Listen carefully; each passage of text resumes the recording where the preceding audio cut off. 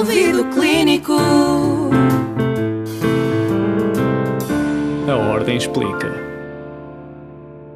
Está no ar o Ouvido Clínico, o podcast da Ordem dos Médicos, uma iniciativa desenvolvida pelo Gabinete de Literacia em Saúde. A partir de hoje, Dia Internacional da Literacia, vamos conversar, dissertar, aproximá-lo e desmistificar questões e desafios da medicina. Vamos dar voz a quem faz a medicina em Portugal, respondendo às dúvidas e preocupações da sociedade, promovendo o diálogo construtivo e partilhando conhecimento fiável baseado na evidência científica. Cada episódio revelará múltiplas facetas da profissão médica, das conquistas às dificuldades, sempre com o compromisso de contribuir para uma saúde mais informada, humana e acessível. Informar-se é cuidar de si e dos outros. Contamos neste episódio com a participação de Carlos Cortes, bastonário da Ordem dos Médicos, Marta Tavares, pediatra, coordenadora do Gabinete de Literacia em Saúde da Ordem dos Médicos, Lúcio Menezes de Almeida, médico de saúde pública, presidente do Conselho Nacional de Promoção da Saúde e Sustentabilidade Ambiental, coordenador do Grupo de Trabalho One Health. O meu nome é Luís Rego e sou o host deste episódio.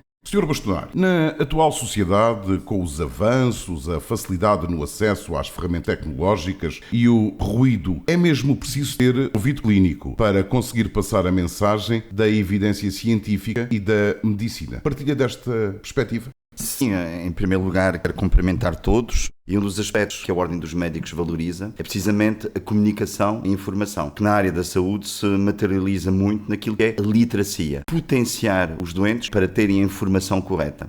E nesse aspecto eu quero aqui deixar um elogio, um agradecimento àquilo que o recém-criado, ele tem alguns meses, Gabinete de Literacia tem feito nesse âmbito da transmissão da informação correta, do combate à desinformação e o objetivo da Ordem dos Médicos, através das suas iniciativas de literacia, é, em primeiro lugar, informar as pessoas estarem na posse daquela que é a informação tecnicamente, cientificamente válida. Esse é o primeiro objetivo. O segundo objetivo é também darmos aqui um contributo à sustentabilidade do sistema de saúde e, sobretudo, do Serviço Nacional de Saúde. Isto é, capacitar as pessoas a poderem ter elas próprias uma intervenção sobre a sua própria saúde. Mas há aqui outro aspecto que tem preocupado muito a Ordem dos Médicos.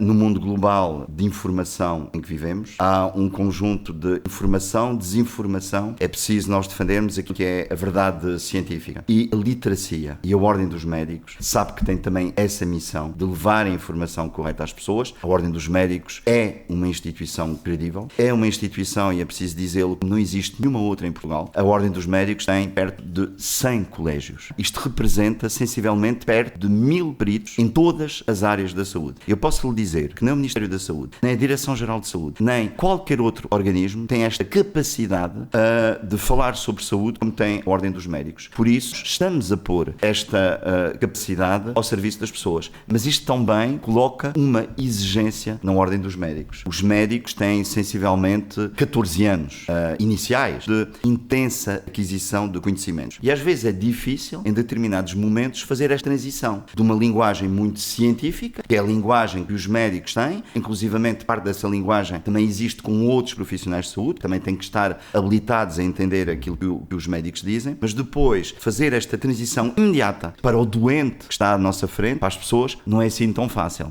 Estamos neste momento a construir um curso sobre ética, sobre deontologia, sobre profissionalismo, mas também sobre comunicação. É a comunicação direta com a pessoa. Eu digo muitas vezes a pessoa, porque os médicos comunicam não só com doentes, mas também com pessoas saudáveis, para evitar que elas possam ficar doentes. Mas também a comunicação para o público em geral, uma comunicação mais difusa através da comunicação social. Isso é muito importante, porque o verdadeiro desafio hoje da sociedade não é existir um médico para cada pessoa, é as pessoas também terem um sentido de cidadania na responsabilidade da sua saúde. E nós queremos passar esta mensagem. E combater o vírus da desinformação? E para as pessoas poderem ter essa responsabilização sobre essa saúde, tem que ter a informação correta, a informação científica. E hoje, quem pode e quem deve validar essa informação é a Ordem dos Médicos. E já agora vai-me permitir também falar sobre outro caminho que a Ordem dos Médicos está a encetar, que é o caminho da validação. Nós temos neste momento a construir um instrumento, um mecanismo para validar a informação técnico-científica válida e, fundamentalmente, por exemplo, nos sites, na internet, onde nós sabemos que há muita informação e que é muito difícil para um doente saber fazer a distinção entre a informação correta e a informação incorreta. A Ordem dos Médicos vai passar a ter um serviço de validação dessa informação. Doutora Marta, agora vamos falar de literacia em saúde e esmiuçar. A literacia, o que é isto da literacia em saúde? Essencialmente depois da fase da pandemia, da fase do Covid-19, ficámos todos cheios deste conceito, literacia em saúde, literacia em saúde. O que é literacia em saúde? É consultar a inteligência artificial e obter a resposta pretendida? Ou saber o princípio ativo dos medicamentos quando nos são prescritos? Ora, bom dia, é um prazer participar nesta mesa redonda. Eu iria começar por falar na literacia em saúde, que é diferente da literacia na doença. A pessoa comum, o paciente, o doente, a família, está num momento de tensão e a sua capacidade de compreensão de indicações que às vezes são muito claras está muito dificultada. Portanto, a literacia de saúde é um processo, não é um momento transversal, é um processo, e não falamos só de saúde, há muitas outras áreas que sofrem este processo também de enriquecimento da população e que deve ser adquirido quando a pessoa não está num momento hiperagudo a consultar esse assunto. E eu nisso, enquanto pediatra, identifico-me com os médicos de família na antecipação e na prevenção. Então, como está a dizer, é que a literacia em saúde é um processo de aprendizagem. É um processo de aprendizagem, ao longo claramente. da nossa vida. E quem, populações e famílias e pessoas que procuram ativamente essa informação em vez de passivamente, nosso caminho não pretende dar livros às pessoas para elas lerem, pretende dar conceitos que evitam nas pessoas a necessidade de saber e, se elas ficarem interessadas, vão procurar as fontes mais credíveis e não apenas aquilo que aparece agora. Cabe-nos a nós sermos interessantes, sermos suficientemente fáceis, apelativos também, sim, e próximos. O tempo é muito importante nas nossas vidas. O tempo de concentração e de leitura é cada vez menor. E temos também que perceber, enquanto médicos, e o Sr. Bastonário falou num processo de anos de consolidação, tem que ser credível e tem que ser séria. E se for apelativa, fácil e séria, eu não tenho dúvidas de que a população vai preferir. Porquê? Porque muitas vezes as pessoas também não sabem exatamente onde descobrir a informação privilegiada, melhor. E, portanto, acabam por escolher aquela que é mais fácil ou aquela que é imediata, que lhes é apresentada. Isto é um desafio. Doutora, vamos agarrar simplesmente na pergunta inicial deste nosso segmento de conversa. Literacia em saúde. Ao ouvido do senso comum, um palavrão. Exatamente. Como é que nós vamos dizer isto de uma forma atrativa, apelativa? Somos o personal trainer da saúde. Que todas as pessoas precisam de um coach, certo? Doutor Lúcio, está aqui o gancho para o senhor que é médico de saúde pública. A comunicação do risco em saúde pública e a literacia em saúde tem a ver com isto, tem a ver com comunicar o risco, tem a ver, como disse a colega e o Sr. Bastonário, tem a ver com a questão da autogestão da saúde, desde logo, ou seja, sabermos permanecer saudáveis, aquilo que devemos fazer para permanecermos saudáveis, e também a autogestão na doença, isto é, de episódios banais de doença, ou até da gestão da doença crónica. Nós, cada vez mais, eu costumo dizer que nós, portugueses, temos no SNS cerca de 160 mil, creio eu, profissionais de saúde. O objetivo da capacitação e da literacia em saúde é, no fundo, dotar o país não de 160 mil profissionais de saúde do SNS, mas de 10 milhões de profissionais de saúde, ou seja, pessoas que não são necessariamente internistas, não são necessariamente médicos, não têm que ser, mas têm de ser capazes de gerir a sua saúde através de comportamentos apropriados. A promoção da saúde tem a ver precisamente com estilos de vida saudáveis e também, perante episódios de doença, saberem gerir a sua doença, ou seja, saberem tratar episódios banais de doença. Uma infecção banal, uma infecção gripal pode e deve ser tratada em contexto doméstico, em contexto domiciliário, sem ir a correr às urgências, que é sempre um ponto crítico em termos de infecções, não é? Os serviços de urgência são serviços à partida, têm doentes, muitos deles infectados, e têm uma flora microbiana também muito mais agressiva do que a flora comunitária, que a minha preocupação não é o indivíduo individual, para essa expressão, são as populações, não é? E, portanto, então, deixe-me fazer uma pergunta. Acha que a mensagem dos médicos para a comunidade passa? Eu acho que passa agora, assim.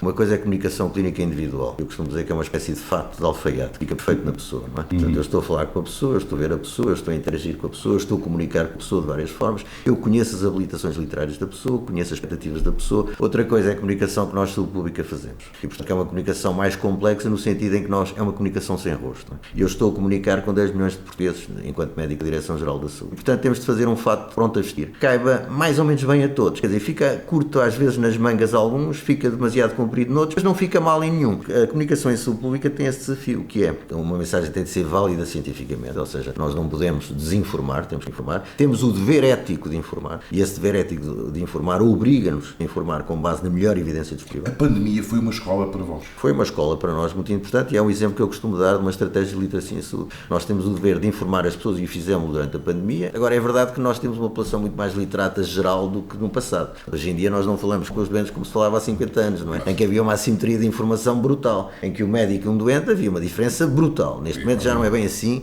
e os colegas sabem melhor do que eu, os colegas clínicos, que neste momento o doente é um doente que tem um nível de conhecimento de facto muito maior. Quando se faz com a comunicação em saúde pública, de facto é uma estratégia complexa, porque exige que nós, em primeiro lugar, temos de assegurar o conteúdo e a forma é o embrulho. E o embrulho também faz cativa relativamente à mensagem, não é? E como o jornalista que é, sabe perfeitamente. Porque a mensagem pode ser válida e não chegar lá, porque o embrulho não é suficientemente apelativo. Deixe-me regressar ao Sr. Bastonário para refletirmos agora um pouco sobre estes dados objetivos do Plano Nacional de Literacia em Saúde e Ciências do Comportamento. 57,6% da população portuguesa apresenta literacia problemática ou inadequada. É um número que o surpreende ou não. Do outro lado, 42,4% da população portuguesa apresenta literacia em saúde suficiente ou excelente. Não, esses números eles já são do conhecimento da Ordem dos Médicos e é precisamente a percepção que a Ordem dos Médicos, os médicos têm da população portuguesa. E não é surpreendente porque as iniciativas sobre literacia em saúde são muito insuficientes. Nós temos apelado ao poder político várias vezes para insistir precisamente em vários aspectos. A prevenção da doença, a promoção da saúde também é outro aspecto absolutamente fundamental em que a literacia tem aqui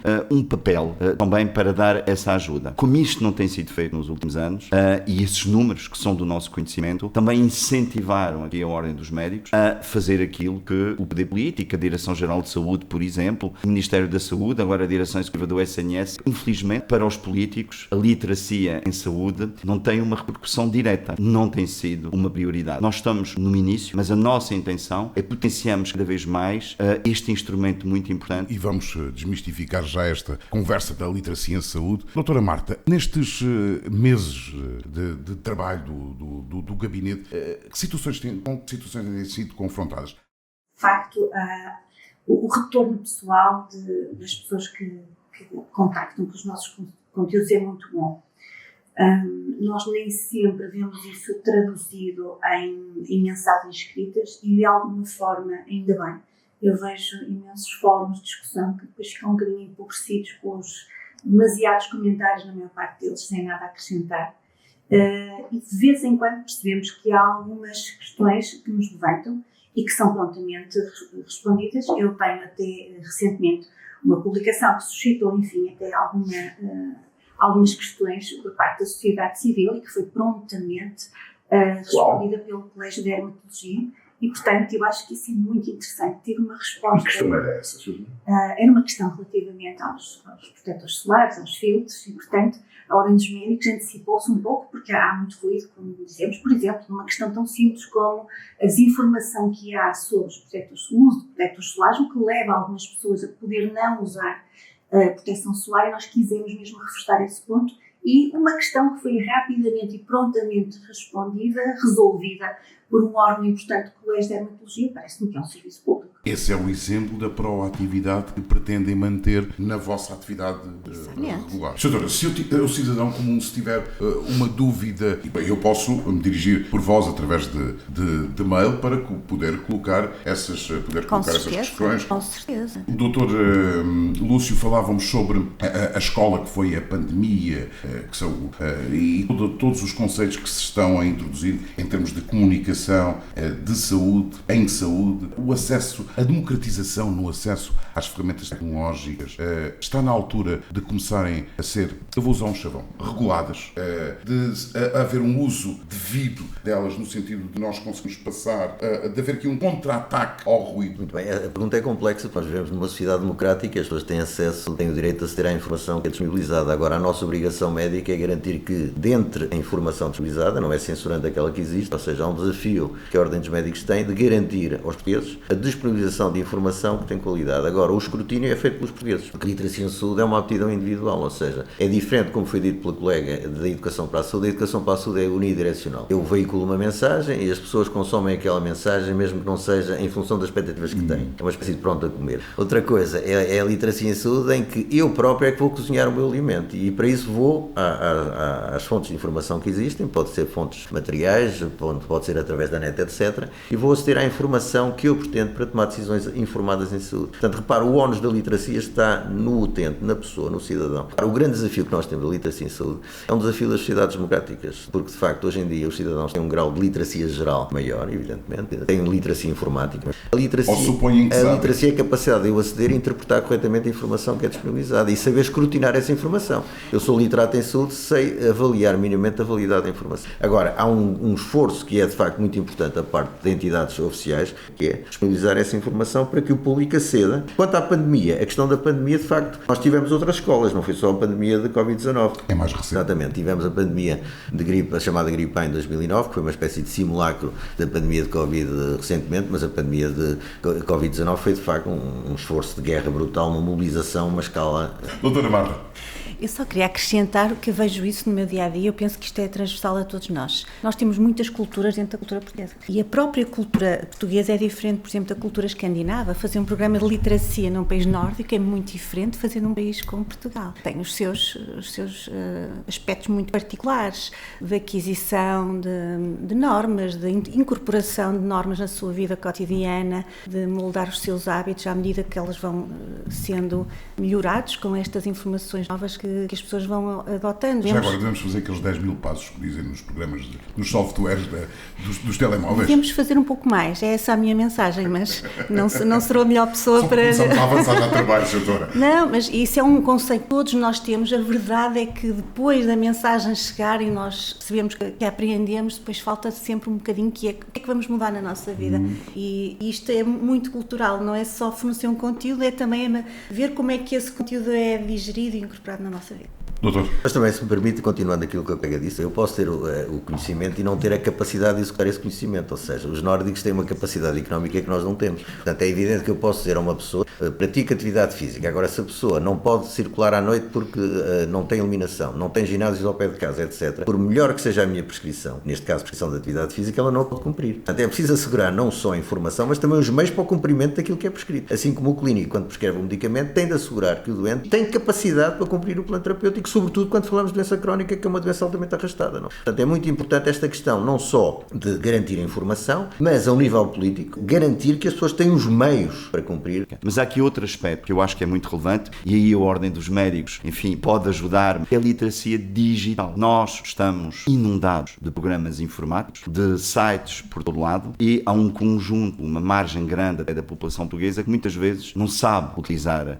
esses instrumentos, digamos, informáticos. Nós estamos aqui para dar conhecimento, transmitir conhecimento. A pergunta é o que o Sr. Bastonário aprendeu? Olha, no meio disto tudo, houve aqui algumas ideias, eu fui ouvindo, e algumas ideias brotaram, enfim, durante esta conversa na minha cabeça, e uma delas que eu achei interessante, uma pergunta que colocou, e que foi respondida e muito bem respondida, que é se as pessoas, apesar de a informação que fornecemos a essas pessoas, se as pessoas quiserem colocar dúvidas. Eu penso que aí a Ordem dos Médicos ainda pode aperfeiçoar os seus meios de contacto com as pessoas, com a sociedade civil, porque este verdadeiramente é um grande desafio que nós temos e temos consciência dele, que é fazer chegar a Ordem dos Médicos mais perto das pessoas, que é podermos ter um instrumento no próprio site que possa possibilitar que todas as pessoas possam colocar diretamente e de forma, digamos, fácil as suas dúvidas ao Gabinete da Literacia, à Ordem dos Médicos. Muito obrigado. Eu agradeço a vossa participação nesta estreia do Ouvido Clínico, um podcast que poderá seguir em Spotify e no YouTube. Esteja atento aos novos episódios, informar-se, a cuidar de si e dos outros.